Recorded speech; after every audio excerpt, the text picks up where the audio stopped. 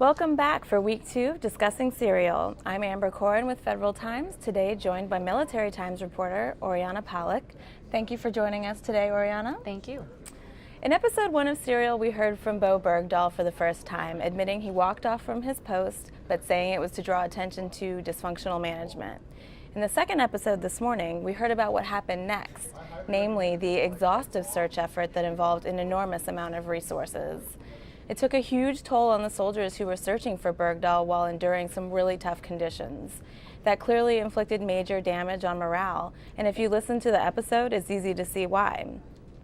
So Oriana, according to Serial, it was widespread knowledge that Bowe had walked off and not, been captured. What kind of impact do you think that had on the soldiers' morale, and how would it have been different if he, had been captured from his post, for example? Well, morale would have been completely different. I mean, in the 90 days following Bowe Bergdahl leaving base, there had been an increase in aerial surveillance, in patrols in the towns, and while the soldiers knew that, this is a job that they had to do, it was in completely less than ideal situations. As you heard from this latest Serial podcast, some of them went through complete hell, and they were not happy about it whatsoever. And so morale would have been completely different if the case was that he had been taken and, they had to fight for a brother out there, but it wasn't the case. They knew he had walked off, and they just wanted to see what he would have to say for himself when he got back.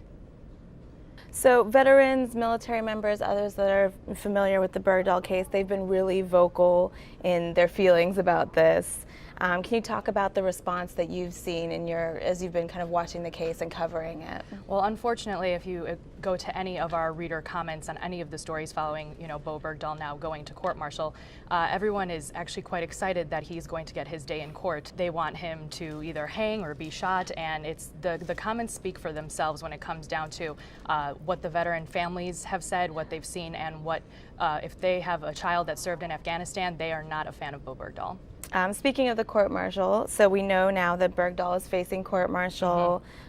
Even as Army leadership is kind of seen divided on what to do with him.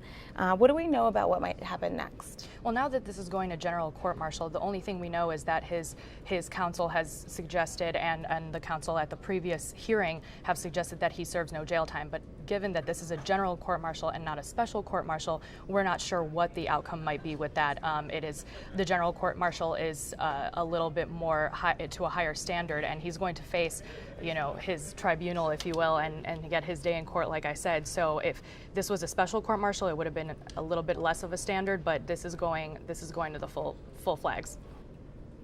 Thanks for joining us, and come back each week for our take on the latest episode of Serial.